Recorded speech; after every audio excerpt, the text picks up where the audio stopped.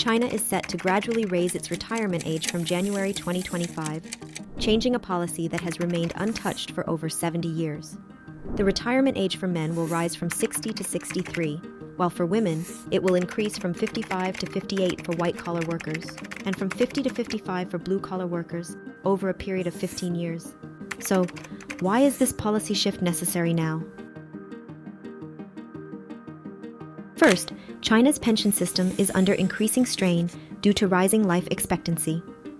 When the initial pension system was designed in 1951, the average life expectancy was around 40 years.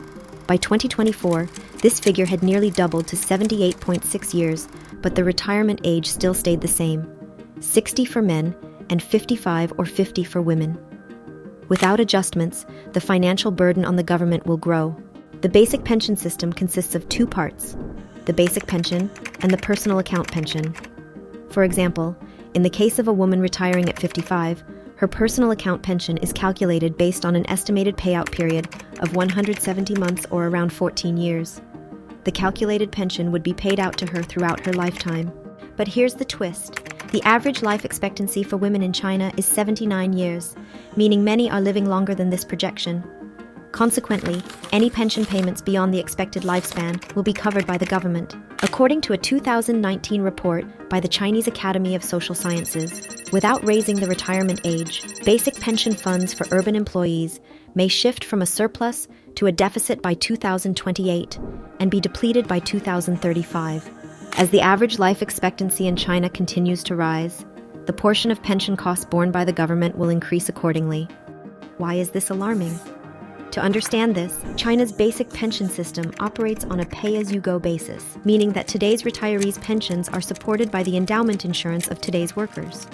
From 2012 to 2023, China's working-age population dropped by a staggering 141 million people. This decline is closely tied to the one-child policy, implemented from 1979 to 2016, following the baby boom of the 1960s. At the same time, in 2023, China's birth rate hit a historic low, while youth unemployment hit a record high in June during the graduation season. This signals that the future working population, those who contribute to the pension pool, will continue to shrink, while the current younger workforce is already struggling with employment challenges. In 2019, there were 2.65 employees supporting one retiree, but by 2050, that number will drop to just 1.03. This means that without raising the retirement age, the new workforce won't be enough to support the retiree. In response to these challenges, China's government has approved a proposal to gradually raise the retirement age over 15 years, starting in January 2025, with a focus on the principles of voluntary participation and appropriate flexibility. This means that the fixed retirement age will shift to a more flexible range, allowing individuals to choose to retire up to 3 years before or after the statutory retirement age. Age discrimination, often referred to by the public as the curse of 35, remains a major concern, especially among private sector workers who fear they will be forced out before retirement. On social media, many point out that state employees enjoy much higher pensions, further deepening the sense of inequality in the workforce. Therefore, even if this policy can help address current economic and financial challenges, relevant departments will need to be established to coordinate efforts and create a cross-departmental linkage mechanism to ensure its smooth implementation, given its potential wide-ranging impacts on the society.